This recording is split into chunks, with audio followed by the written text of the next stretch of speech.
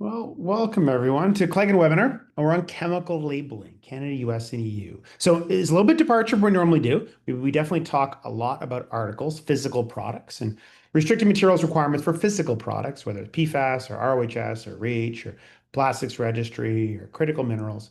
Now we're going to talk chemicals. We're going to talk the labeling of your liquids and powders and gases, whether consumer or professional or industrial in Canada, US, and the EU. So I'm Bruce Calden, VP of Consulting Services here at Claigan, and I know a lot of things. I'm definitely an expert in a lot of restricted materials items, especially around physical products. But here, the real expert on chemical labeling is Craig Dix. And so he's joining me today, and he's going to take over a good portion of the presentation because it's going to be fairly technical or very technical and very specific. So we're going to talk a lot more about the specifics of labeling of chemicals. So a little bit of what we do, we prevent ADHD, prevent cancer, and we trace tin, tantalum, tungsten, gold back to the warlords in the Congo.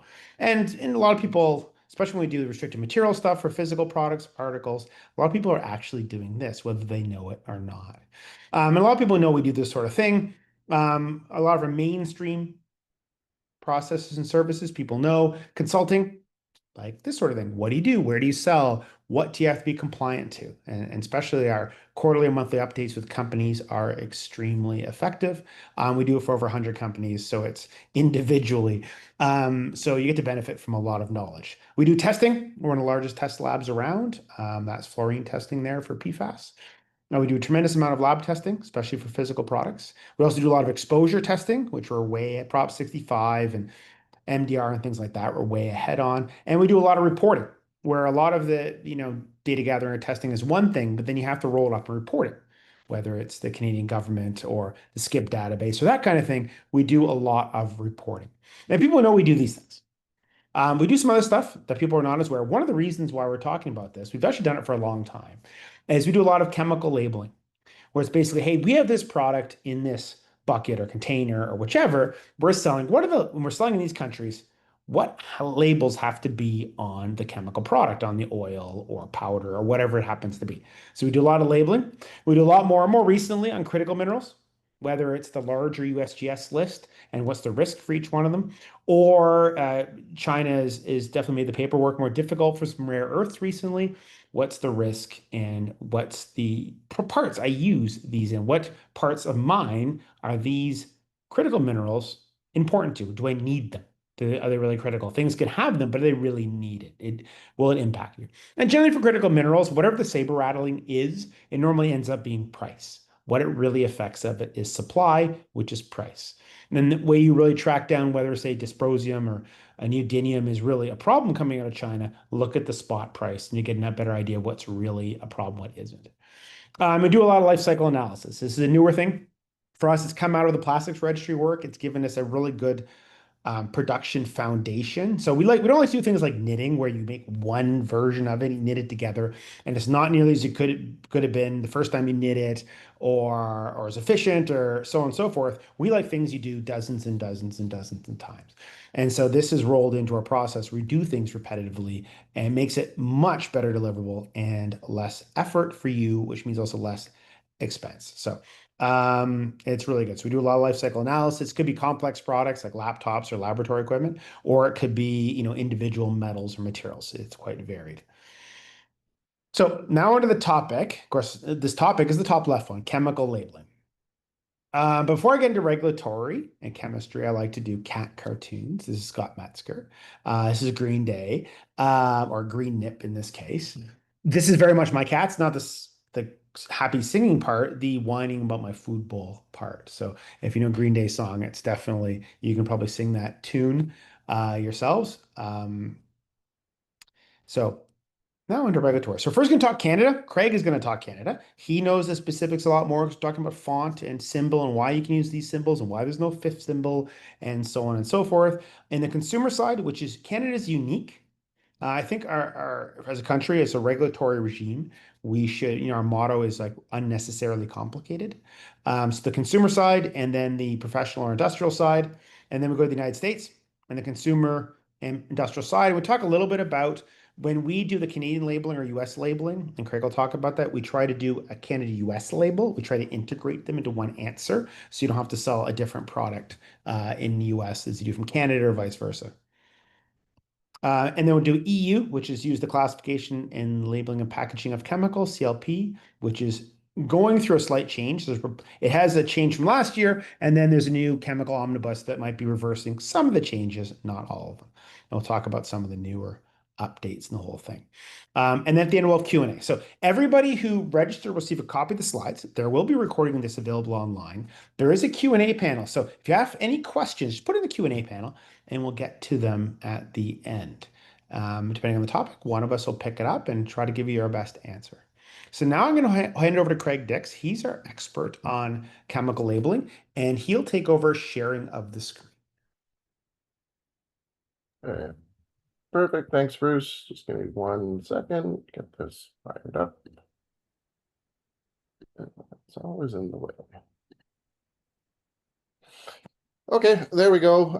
Hello, everybody. Nice to meet you. I see some familiar names, but also a bunch that I don't believe I've dealt with before, so nice to meet you.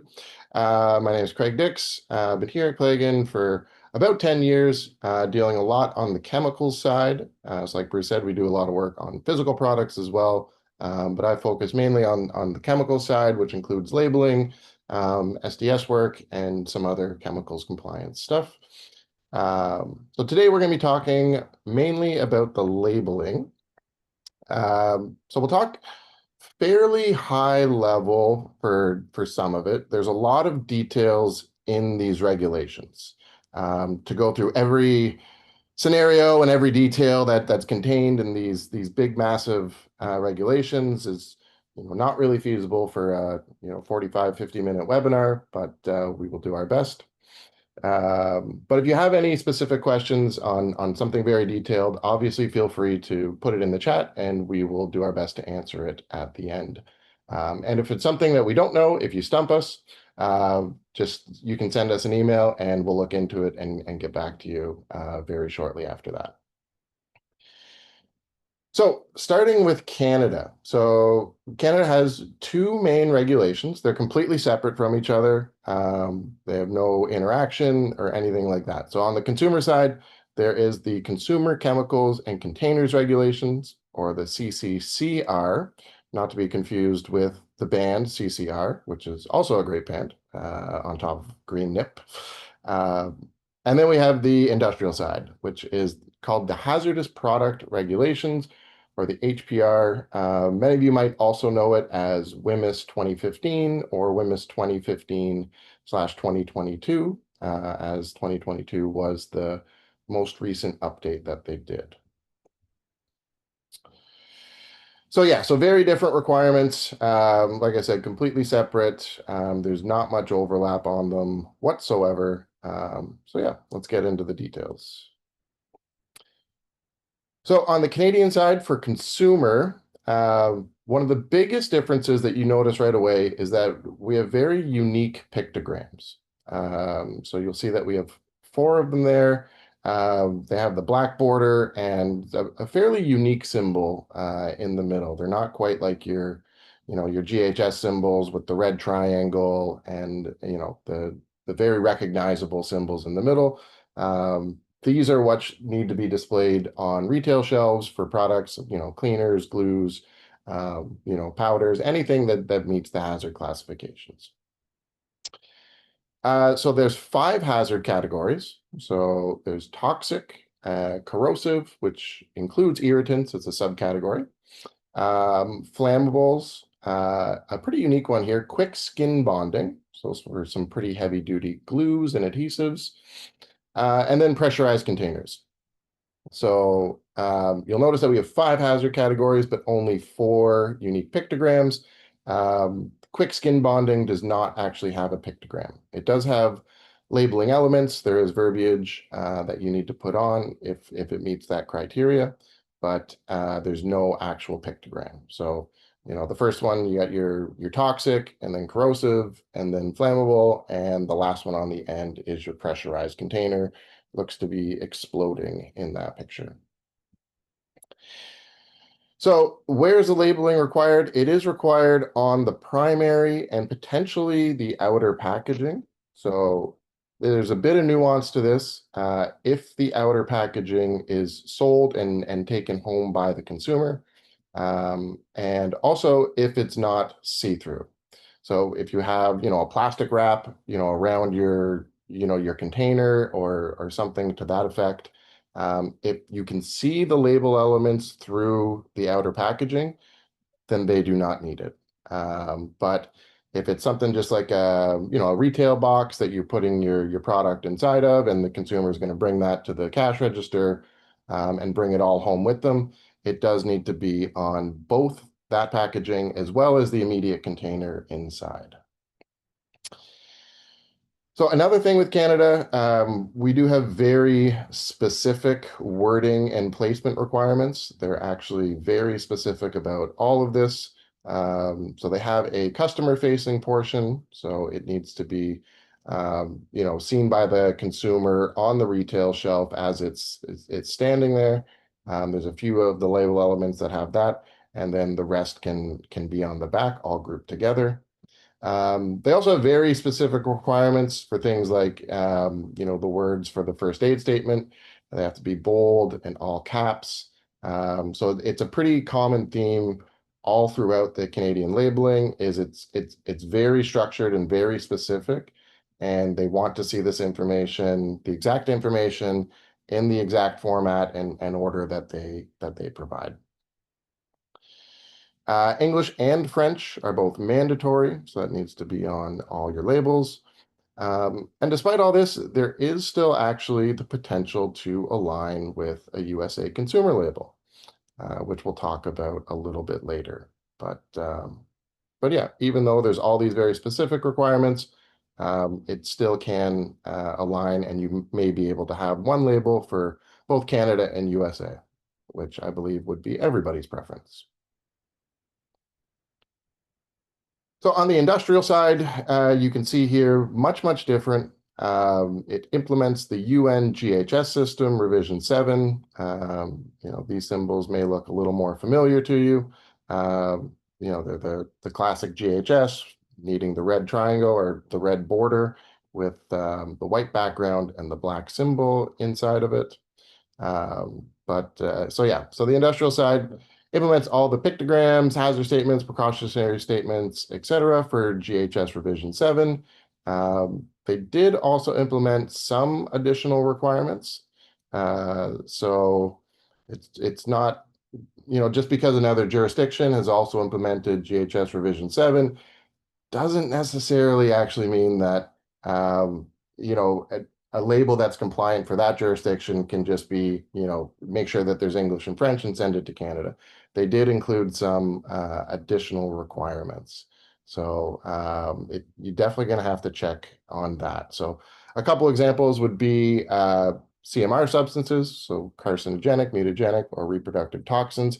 If your substance contains those need to be listed on the label.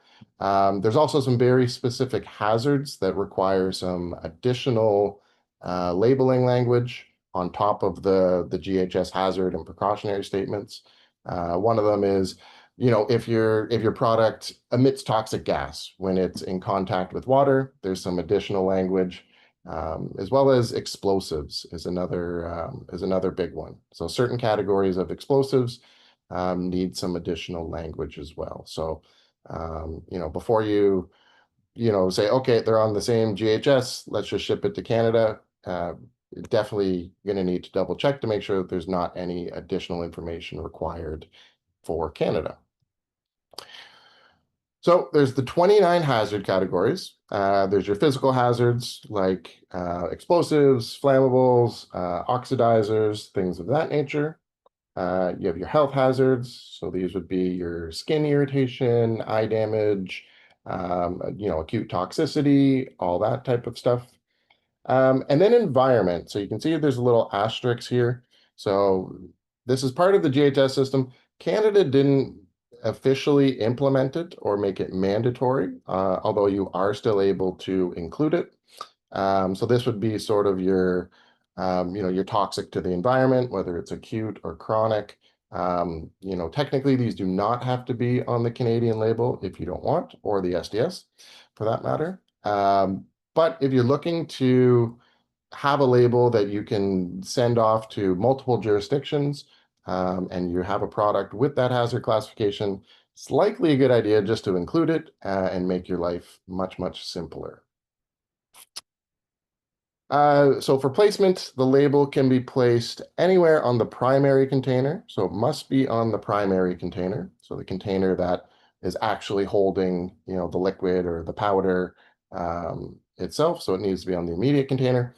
And similar to the consumer side, it's also required on any outer packaging if it's not visible through that outer packaging. Now, it is important to note that this does not include transportation packaging.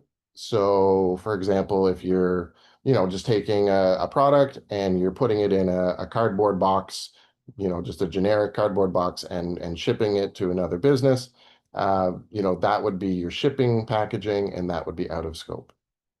You may need the proper transportation packaging stuff on there, which is usually a big pictogram with a UN number inside of it.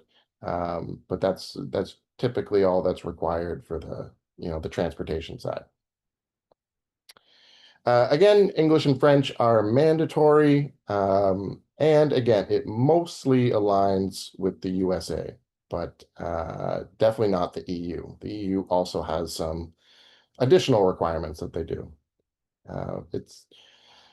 It's actually kind of a common thing that a lot of jurisdictions like to do with their workplace or professional labeling when they implement the GHS system. They like to make their own, little revisions or little additions here and there. The globally harmonized system, it's not always as harmonious as it sounds.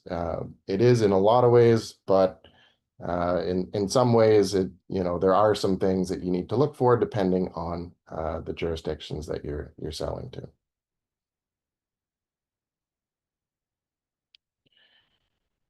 Okay, so here is an example of the differences between them. So, this is, just a generic product with skin corrosion, just called it the 1-2-3 cleaner.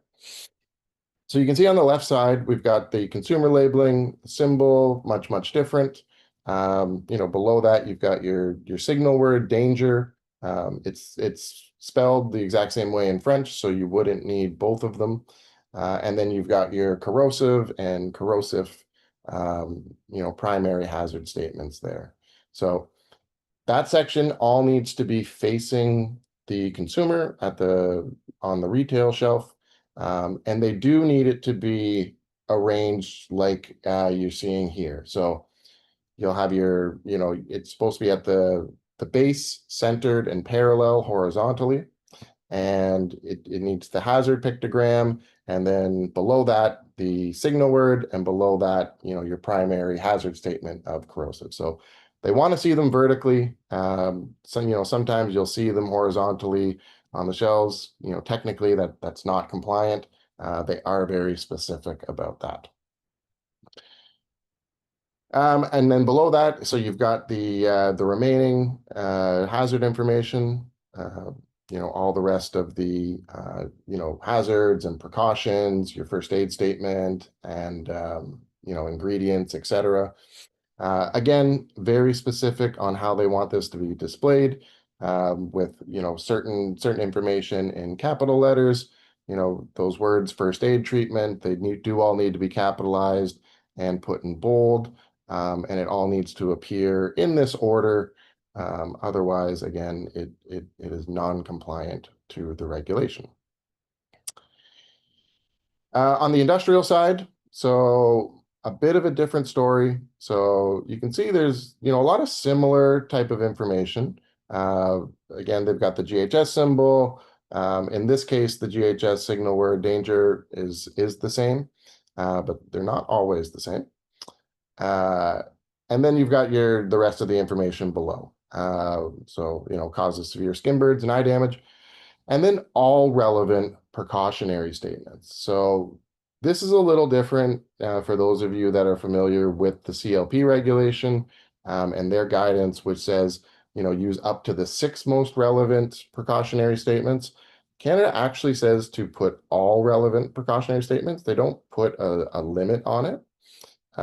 So you are supposed to put as many as you see that are relevant. Now, there's definitely discretion involved in that. You can, decide, what you believe is actually mandatory or relevant in these cases and which is not, but they don't have that 6 limit like the EU does. Although probably pretty rare you're going to need more than 6 of them. But anyways, so for this one too, this whole label can be located anywhere on the immediate container. It doesn't have to be at the front or the back. Now it needs to be conspicuous, so you can't just go hide it, behind something or place it on the bottom of the container or anything like that. It does need to be conspicuous, and it does all need to be grouped together. So all this information needs to appear in the same location. But again, the whole arrangement here, you can arrange this in any way or format that you like. What we have here is pretty standard way that most people do it, but according to the regulation, you can rearrange this if you like.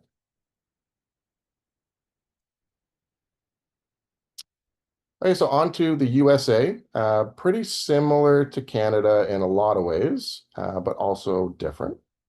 So again, 2 main regulations, not related to each other. On the consumer side, you've got the Federal Hazardous Substances Act, or the FHSA.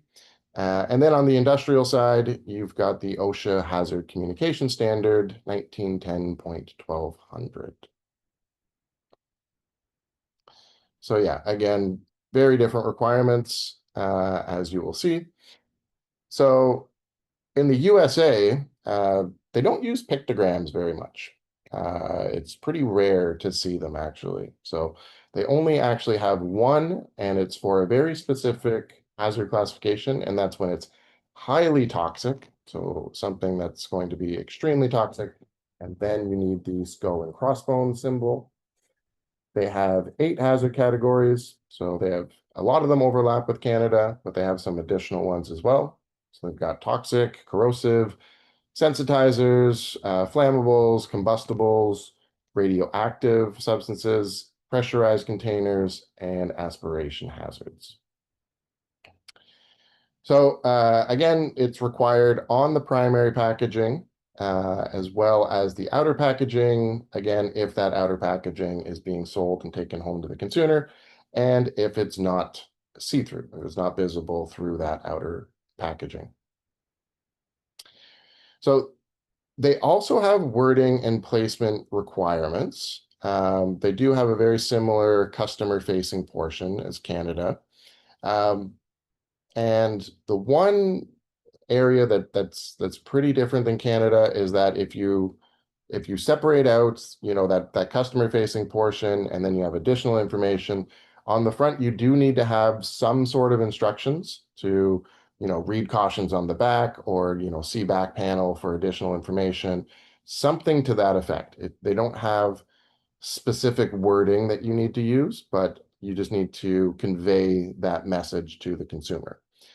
And this is a pretty common theme throughout the USA's labeling for consumer, is that in most cases they say, you just need to convey the proper hazards and precautions and first aid information that the consumer will need or that is necessary for them. But unlike Canada, they don't provide, those specific phrases or specific statements that you need to use.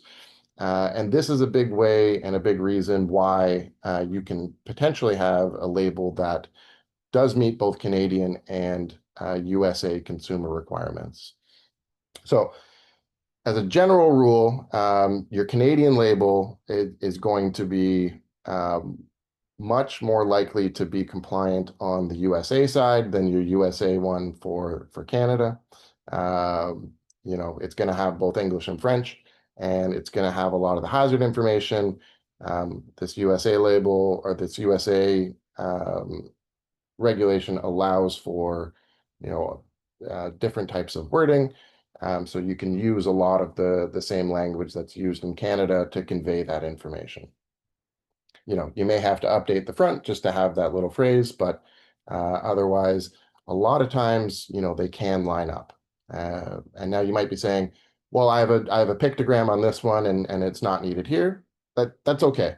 You're typically allowed to have additional information on there these are minimum mandatory requirements. You are allowed to put some additional information on there. It just can't contradict anything that is already on there. So you can't say, safe to apply to skin and then also have, serious skin damage warnings on there as well. So you just need to make sure that you're not doing something like that. English is the only language required in the USA, but again, if it has English and French, that's okay too.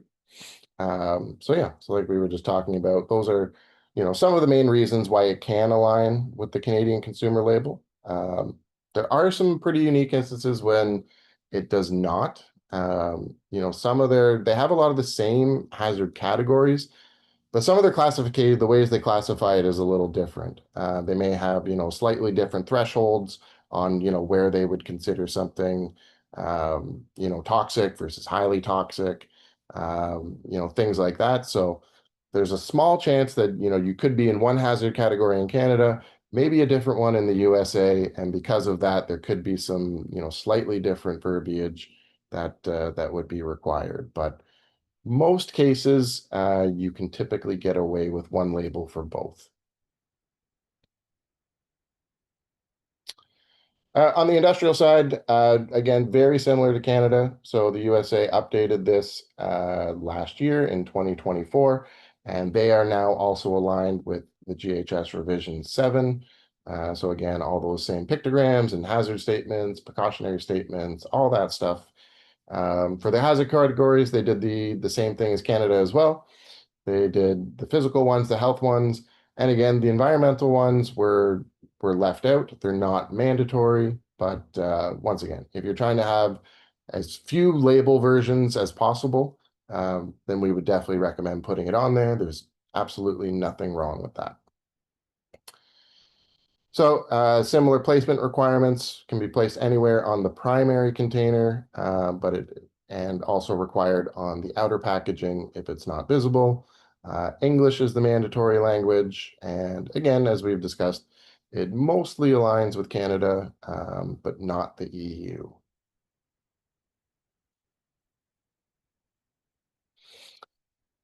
So a quick breakdown of the differences just in a simple chart. So on the consumer side for Canada and USA, they both have standalone regulations.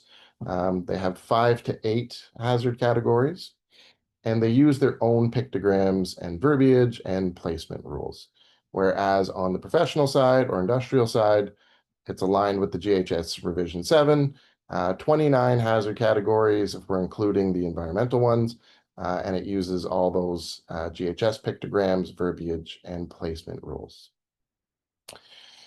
So one of the kind of common questions that we get is, well, I've got this consumer product and I want to, place it in as sort of as a gift or, as a little addition, with my product. Maybe it's a small, cleaning product for some industrial equipment or something like that.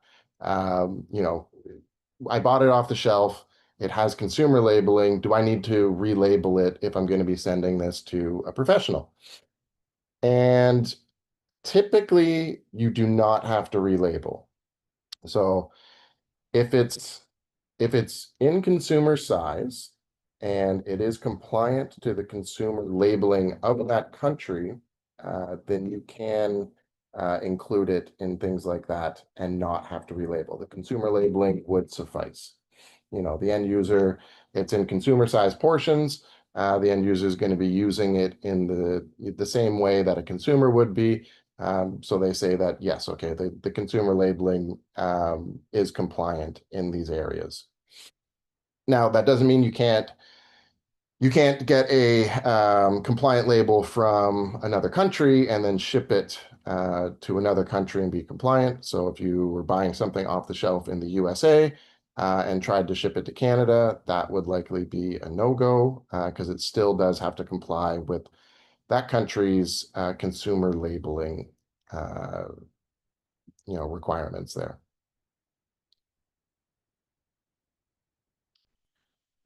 So onto the EU. So the EU is quite nice. They have one regulation that covers both consumer and industrial. It's the CLP regulation, been around for quite some time, but it was recently updated last year with regulation EU 2024-2865. There's definitely some interesting updates in there. Some of them are still in flux at the moment, as Bruce mentioned at the top of this with that omnibus. But yeah, so the nice thing is that they have the same requirements for both. Well, mostly. There's a couple little things that could be different. If you're selling the same product, say on a consumer shelf, and also selling it to professionals or to industry. One of the major things could be the precautionary statements that you choose to use. So you may decide, okay, this one's not necessary for a household or a consumer, but for a small container of it. But if you're selling, maybe a larger container or a 20, 30 gallon jug, then maybe there's some different precautionary statements that you think could be relevant. Maybe it should be stored locked up on the industrial side, but really this 100 milliliter bottle of it, you don't a consumer doesn't really need to store with this locked up sort of thing. So that's one of them. There's a couple other little ones, but that's the main potential difference. So the key requirements, again, it uses these GHS symbols, the hazard and precautionary phrases as well. So they have done some additions. So they have actually 31 hazard categories, which includes 3 new ones, which is the endocrine disruptors. And then you've got your PBT/VPVB, which stands for persistent, bioaccumulant, and toxic, or very persistent and very bioaccumulant. Uh, and then you have your PMT and VPVM. So your persistent, mobile, and toxic, or very persistent and very mobile. So each of those is its own separate category. Now, if you do have these substances and you haven't done any label updates, you likely have to because there is certain labeling required. They didn't do any new pictograms. So there's generally no pictograms associated with these hazards, but there are some hazard and precautionary statements that you need to have on your label. So it needs to be in the official languages of the EU member state. When there's multiple, it's a minimum of 2. So an example would be Belgium. Belgium has 3 official languages, Dutch, French, and German, I believe. So your label needs to be in at least 2 of those. It could be in all 3 if you want, but at least 2 of them. And you can accomplish this. You can do a multi-language label, or you could do separate labels, but both of those separate labels would still need to be in the appropriate places. Now, they have some small packaging exemptions as well in the EU. This could be for reduced labeling. It can give you the option to use tie-on tags or the fold-out label, although the fold-out label seems to be becoming more common with the recent update, which I'll talk about in a bit. But again, the reduced labeling, so if you fall inside the small packaging exemptions, the reduced labeling still depends on the type of hazard that you have. So if it's generally a benign hazard, maybe it's skin irritation or something not too significant, there's generally going to be less labeling that you need. Whereas if you have a more severe hazard, you may still have slightly reduced labeling, but they're going to require still more than some of those lesser category hazards there.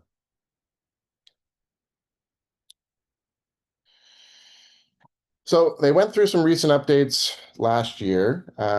Here are some of the key ones, the key takeaways from that update. One of the main ones is the EU address on the label. Now, what specific information needs to be on there is still in flux from the omnibus. So it may need to be actually a physical address, or it could be potentially a digital contact. So there's still a bit of back and forth going on exactly the type of information that needs to be included with the address, but it is going to be needed on the label. Then you have all those new substances that we talked about, the endocrine disruptors and those other two categories. If you have those substances, they do need them listed on the label. And fold-out labels. So I was just talking about those. Those can now be used on all products. You can see the little picture here of the fold-out label kind of coming out like an accordion, keeping with the music theme that we have today. Yeah, and then there's the font size and label accessibility. So the font size, in the update, they actually came out with some minimum font size requirements. They used to always just say, okay, as long as it's clearly legible and inedible, then it's okay. But in the update, they proposed some, or they put through some minimum font sizes based on the size of label. It used to also be that it just needed to contrast the background. So you could use, colors if you wanted, so long as it contrasted properly and was clearly legible. Now the omnibus is trying to go back to the clearly legible rules. So again, that's a little bit in flux at the moment, but we'll see where it gets here pretty shortly. And then there's also label accessibility options. So it needs to be compatible with certain accessibility programs or accessibility type things. Another big one was the digital label. So, this could be a QR code, could be a barcode. QR code's probably going to be the more popular option. So what this is you could take all this label information and you could put it all in a barcode, and then that way you don't need to actually have it physically on your product. But if you're going to do this, there are some stipulations. So for starters, it must contain all of the CLP label information. So everything that's required on your CLP label does have to be contained in the QR code. It needs to be free of charge. You can't be putting this information behind a paywall or anything like that. It also needs to be accessed in 2 clicks or less. So, if somebody's going to be looking for this information, majority of times it's going to be because there is an emergency situation. They can't be spending time, clicking around and trying to find this in drop-down menus or things like that. So it needs to be accessible in 2 clicks or less. And it also needs to be available for 10 years. So even if you stop selling the product, it still needs to be available for 10 years because it could still be in the hands of the consumers or professionals or whoever's using it. And then again, it also needs to have that meet those accessibility requirements.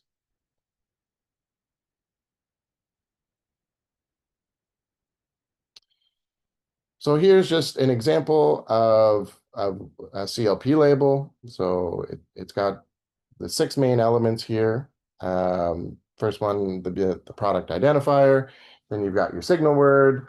Below it, you've got the hazard statements, precautionary statements. At the bottom there, you'll see all the supplier identification information, and then your hazard pictograms on the right side.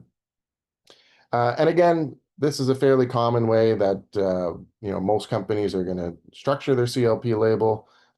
Again, it doesn't actually have to be in this structure. It could be rearranged.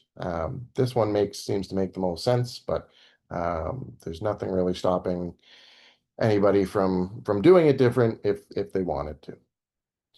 And kind of a final note here, if your product has a UFI, so usually these are mixtures, that have poison center notification requirements. You'll have a UFI number, a unique formula identifier. If you have that, it either needs to be displayed on the CLP label or in close proximity. So it doesn't have to be specifically on the label, but if it's on your container or packaging, you'll need to place the label close to it so that it's in proximity there. And yeah, and then they can use that in case of an emergency to look up any of the hazard and first aid information that's needed. So yeah, that's pretty much it. So that's pretty much the rundown for these three jurisdictions, and I will toss it back over to Bruce.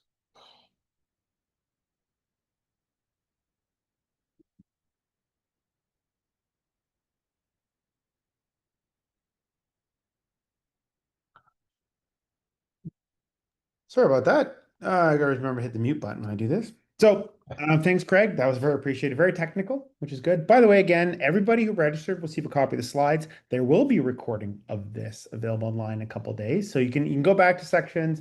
You can slow it down. You can look at some more details. It was still fairly high level, even though it is very nitpicky and detailed. It's giving you an idea what the differences are.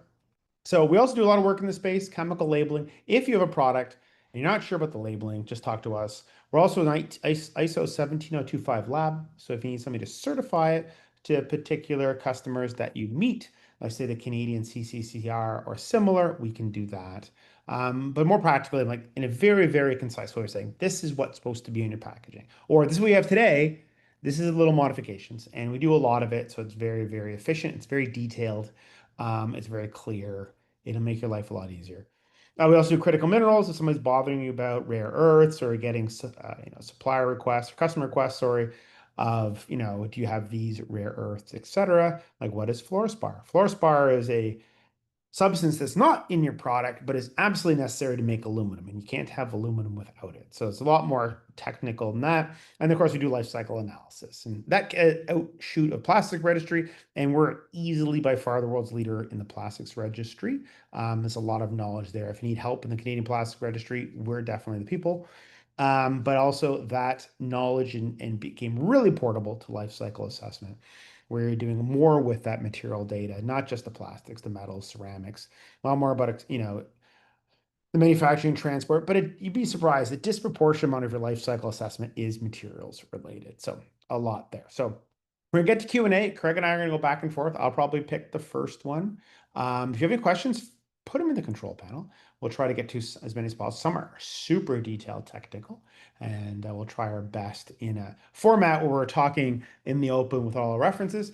We have a good one here. Canadian government has been pushing aggressively. It's a strong word for the Canadian government. They don't think they'll push at anything.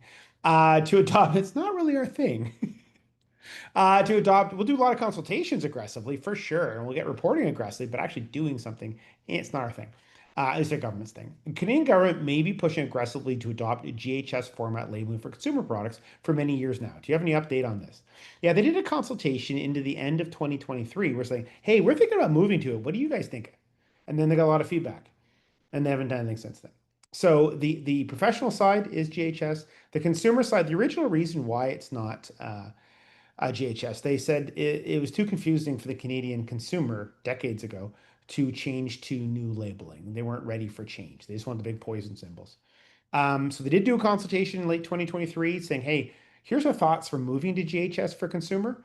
And then they haven't done anything since then. So really good question. And now over to Craig. Yeah, perfect. So I got one here.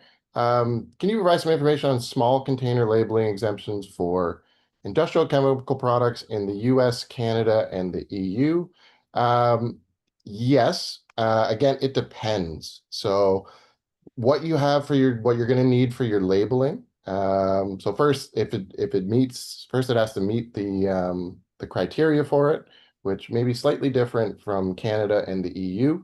And then secondly, it'll depend on the hazard classifications.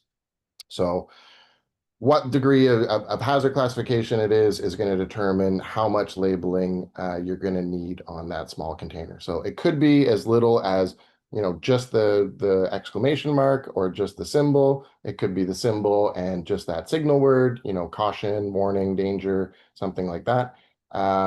Or it could be, that plus a bit more information if it's slightly more hazardous. So not all hazard categories actually apply for it, but most of them do to some degree. But yeah, it definitely depends. It's very situation dependent, so we would need to have kind of more details in order to give a bit more specific answer to that one. Perfect. Do you provide chemical labeling services, including the various language translations required by the EU? Yes, to a point. Um, Most of the warnings are standardized versions in every language. And we can also help you with which languages are required there. If it's free form, we would normally make sure somebody who is a first language speaker of it does the free form section and provide guidance and review. And we can definitely provide that. But most of the time, the language translations for most warnings are set piece. They don't want a lot of variation. So a lot of the EU has a lot of the warnings are set up for each language already. And we can help with that if it comes up. Perfect. Okay. This one here is a bilingual English and French label required for industrial use, non-hazardous chemicals that are not subject to the hazardous product regulations or the CCCR. In Canada, typically, yes. I'd have to check the overarching regulation, but I do believe that all of the labeling on products in Canada does have to contain both English and French language. So this isn't just a CCCR or hazardous product regulations requirement.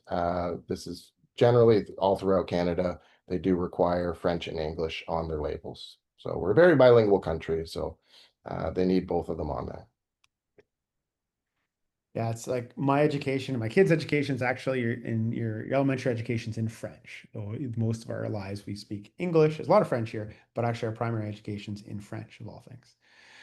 Um, the last two seem to be pretty technical, Craig. If you want to pick up one of those, said Blather on, or we can, there's one of them that's super technical that may have to come back and be more descriptive. Yeah. Okay, so this one, do you have any guidance about using the new corrosive to the respiratory tract OSHA hazard statement for products also sold in Canada? We try to issue blended US and Canada SDSs and labels.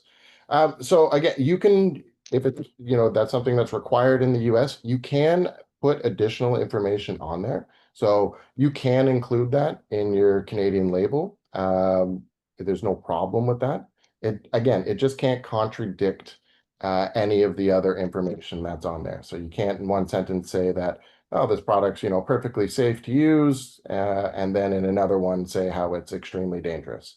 Yeah, there's no problem with including that in the Canadian label.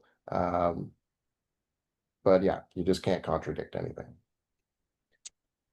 And then there's a fairly long one here. So in a quaternary chemical product packaging situation in Canada, so primary small containers of a kit, secondary outer container with full GHS label, and then tertiary outer container that encompasses the primary and secondary, and the outermost fourth container for shipping. Does the third or tertiary chemical container need a GHS label in Canada? That is a good question. I may have to look into that one and to provide a specific answer on it because it would definitely need to be on the first two, and then there's a bit of nuance involved in some of the outer layers of the packaging. So this would kind of be in between, the transportation packaging and the final packaging. There's two or three layers in between there. Does every layer need to be packed to be labeled? That's actually a good question. Well, thanks muchly, everyone. Thank you for the questions. Very appreciate it. Thanks for attending today. Again, if you need any help with chemical labeling or your normal restricted materials or critical minerals or LCA, feel free to reach out. Again, the slides should be available in the next day or two, and the recording should be available almost the same time. So thanks again. A pleasure hosting everyone. And thanks, Craig. A great job. Always appreciate having you on. And look forward to hosting everyone again soon. Yeah, perfect. Thank you, everybody. Nice chatting with you. Have a good day. Cheers, everyone.